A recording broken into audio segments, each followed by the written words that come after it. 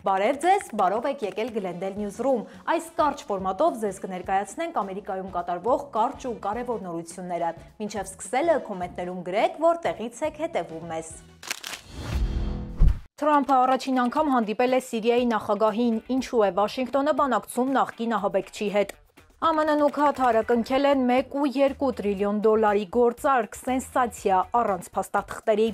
Լոս Անջելեսի մետրոպոլիտենում 70 օրով փակվում է D-գիծը, ինչ այլընտրանքային ճանապարհներ է առաջարկում կառավարությունը։ Ֆորդը հետ է կանչել 270,000 մեքենա արգելակների անսարքության պատճառով։ Starbucks-ի սրճարանները փակ են, բարիստաները գործադուլ են հայտարարել նոր կանոնների պատճառով։ ԱՄՆ-ն խստացրել է ներգաղթյալների դեմ պատժամիջոցները, ձերբակալությունները կատարվում են ռազմական կարգով։ Այս եւ մյուս կարևոր նորությունների մասին էլ ավելի մանրամասն կիմանաք դիտելով թողարկումը մինչև վերջ։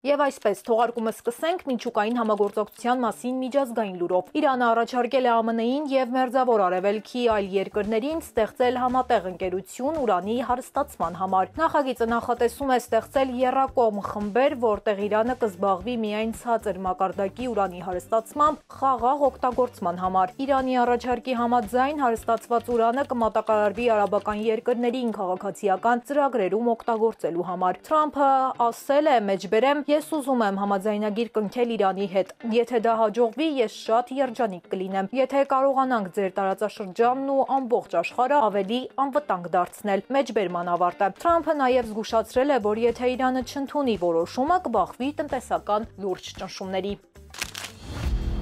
Microsoft-ը հայտարարել է 6000 աշխատակցի կրճատման մասին, ինչը կազմում է ընկերության աշխատակազմի 3%-ը։ Սա վերջին 2 ամսվա ամենամեծ կրճատումն է եւ այն պայմանավորված է ընկերության արհեստական բանականության ոլորտում ակտիվ ներդրումներով։ Ամենաշատը տուժել է Վաշինգտոն նահանգը, կենտրոնակայանից 2000 աշխատակից արդեն ստացել է կրճատման ծանուցում։ Կրճատումները եղել են ընկերության բոլոր բաժիններում եւ մակարդակներում, սակայն հիմնականում կրճատվել է ղեկավար կազմը։ Microsoft այս քայլը բացատրում է շուկայի արագ փոփոխություններին հարմարվելու անհրաժեշտությամբ, ընդգծելով, որ ընկերությունը արդեն ավելի քան 80 միլիարդ դոլար է ներդրել արհեստական բանականության ենթակառուցվածքների զարգացման մեջ։ Թրամփը հանդիպել է Սիրիայի նախագահի հետ, որին 2 տարի է ԱՄՆ-ում որոնում են որպես ահաբեկիչ։ Սա վերջին 25 տարվա ընթացքում առաջին հանդիպումն էր ԱՄՆ-ի ու Սիրիայի առաջնորդների միջև։ Սիրիայի նախագահը նախկինում ղեկավարել է երկրում գործող Ալ-Քաիդայի ճյուղավորումը, իսկ հետո դարձել Հայաթ Թահրիր Ալ-Շամ խմբավորման առաջնորդ, որը ճանաչվել է ահաբեկչական ԱՄՆ-ում եւ բազմաթիվ այլ երկրներում։ Ալ-Շարայի մասին տեղեկություն տրամադրելու դիմաց ԱՄՆ-ն անգամ ժամանակին առաջարկել էր 10 միլիոն դոլար պարգևատրում։ 2006 թվականին նա ձերբակալվել էր Իրաքում ամերիկացիների կողմից եւ 5 տարի անցկացրել բանտում։ Այս շաբաթ Հետաքննությունների դաշնային բյուրոյի տարածքային գրասենյակին հրահանգել են ուժեղացնել ներգաղթի վերահսկման գործողությունները։ Սա համարվում է դաշնային իրավապահ քաղաքականության կտրուկ փոփոխություն։ Այս ընթացքում բյուրոն հաստատել է 667 աշխատակիցների վաղաժամ թոշակի դիմումները։ Որոշ իրավապաշտպաններ մտահոգություն են հայտնել, նշելով, որ ներգաղթի վերահսկումը չի համապատասխանում բյուրոյի հիմնական առաքելությանը եւ պահանջում է այլ մասնագիտական պատրաստվածություն։ Թրամփի վարչակազմը առաջարկել է նաև բյուրոյի բյուջեն կրճատել 5%-ով, իսկ Արդարադատության նախարարությունը նվազեցնում է սպիտակափոշու եւ կորպորատիվ համագործակցությունների դեմ պայքարի առաջնահերթությունը։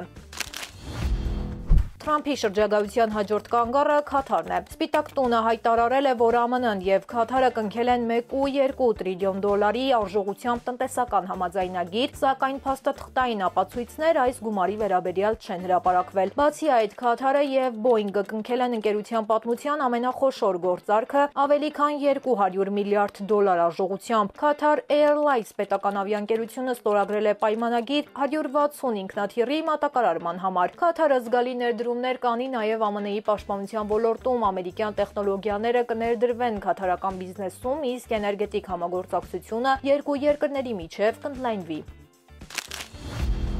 Լոս Անջելեսի մետրոպոլիտենում կարևոր փոփոխություններ են սպասվում եւ այսպես մետրոյի դեմ անուշակագույն գիծը շաբաթ օրվանից կփոխվի 70 օրով։ Այս ընթացքում գործող գիծը կկապեն արևմտյան Լոս Անջելեսի նոր ընդլայնվող հատվածի հետ։ Գնացքները չեն շարժվելու մի քանի հատվածում, բայց գիծը կշարունակի աշխատել օգտագործելով նույն ռեսուրսը։ Փակված հատվածում մետրոն կտրամադրի ավտոբուսներ ուղևորների տեղափոխման համար։ Ամերիկյան կոնգրեսում հերթական հարցաքննության կենտրոնում հայտնվել է առողջապահության եւ սոցիալական ծառայությունների նախարարը։ Նրան խիստ քննադատել են անդրադառնալով պատվաստանյութերին, ֆտորին եւ առողջապահական ծախսերին։ Հասարակական ծախսերի կոմիտեի դեմոկրատը նշել է, որ առողջապահության նախարարը եւ ՄԱՍԿ-ը միասին աշխատակիցների զանգվածային կրճատումներ են իրականացրել, հեռացնելով 5000 մասնագետների եւ ներառյալ աշխարհի առաջատար գիտնականներից շատերին։ Միլիարդավոր դոլարների արժեք ունեցող հետազոտական ծրագիրը սառեցվել է կասեցնելով քաղցկեղի, կանանց առողջության եւ այլ հիվանդությունների բուժման նոր մեթոդների մշակումը։ Լսումները ցույց տվեցին, որ Քենեդիի առաջարկած բյուջեն քաղաքական պառակտվածության պատճառ է դառնում։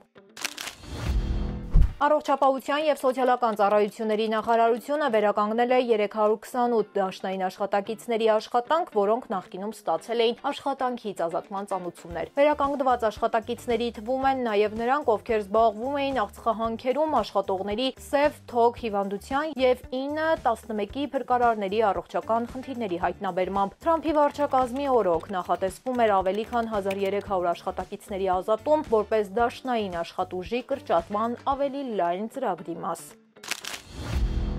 Լոս Անջելեսի Սանտա Մոնիկայի փողոցներում շուտով կարող են գործել ալկոհոլի նոր կանոններ։ Քաղաքապետարանը նախատեսում է քաղաքի կենտրոնական զբոսաշրջային փողոցը դարձնել այնպիսի վայր, որտեղ մարդիկ կարող են բացօթյա խմել։ Ըստ նախաձեռնության ստեղծվելու է հատուկ գոտի, որտեղ 21 տարեկանից բարձր այցելուները կարող են ալկոհոլ խմել բաց տարածքում։ Ալկոհոլը պետք է լինի պլաստիկ կամ ոչ կոտրվող տարայով, իսկ մարդիկ պարտավոր են կրել հատուկ թևնոց եւ խմիչքը ավարտել մինչեւ այլ հաստատություն մտնելը։ Այս փոփոխությունը նախատեսված է տարածքը աշխուժացնելու եւ այն զբոսաշրջիկների ու տեղացիների համար ավելի գրավիչ դարձնելու համար։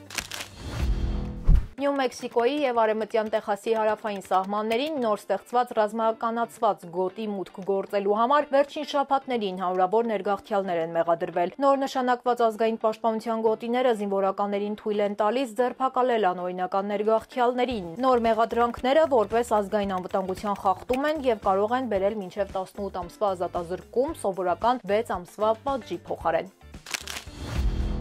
Նոր կառավարության վարած քաղաքականության պատճառով ԱՄՆ վիզաների ստացումը բավականին դժվար է։ Ոմանց համար մերժվելը բախտի գործոն է, բայց մեր գործընկերները բազմիցս են ապացուցել, որ լավ պատրաստված լինելու դեպքում բախտը երկրորդական է։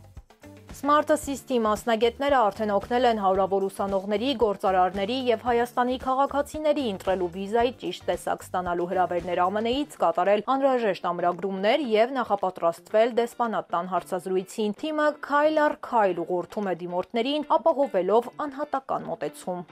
Նշեմ, որ առաջին խորհրդատվությունն անվճար է, պարզապես պետք է անցնել թողարկման տակ տեղադրված հղումով, որը կգտնեք մեկնաբանությունների դաշտում եւ Smart Assist-ի թիմը կապ կհաստատի ձեզ հետ։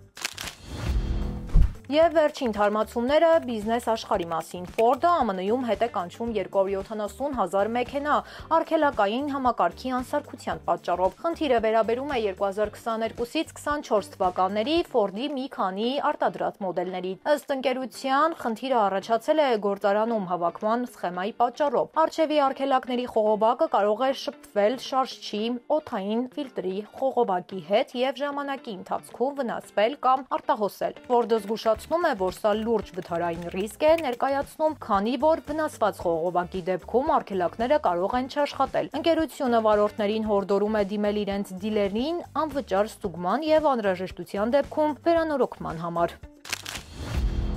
ԱՄՆ-ի 75 Starbucks սրճարանների 1000 բարիստաներ գործադուլ են հայտարարել բողոքելով ընկերության նոր հագուստի կանոնակարգի դեմ։ Նոր կանոնները պարտադրում են բարիստաներին ԱՄՆ-ում եւ Կանադայում կրել սև գույնի հագուստ եւ բեժ, սև կամ կապույտ ջինսետ աբատներ ընկերության կանաչ գոգնոցի հետ։ Նախկինում աշխատակիցները կարող էին կրել մուգ երանգով եւ նախշերով տարբեր վերնաշապիկներ։ Starbucks-ը պնդում է, որ այս փոփոխությունները կօգնեն գոգնոցը ավելի տեսանելի դարձնել եւ խանութներում ստեղծել ավելի ջերմ ու ծանոթ մթնոլորտ, բայց աշխատակիցները պնդում են, որ նման փոփոխությունները պետք է քննարկվեն կոլեկտիվ բանակցությունների ժամանակ եւ ոչ միակողմանի որոշմամբ։ Ահա այսքանը ամերիկյան անցուդարձից։ Եթե ցանկանում եք դիտել մեր առաջիկա թողարկումները, ապա բաժանորդագրվեք մեր YouTube-յան ալիքին, ստեղծելով subscribe կոճակը։ Այս ժամի համար այսքանը, կհանդիպենք վաղը։ Շնորհակալություն։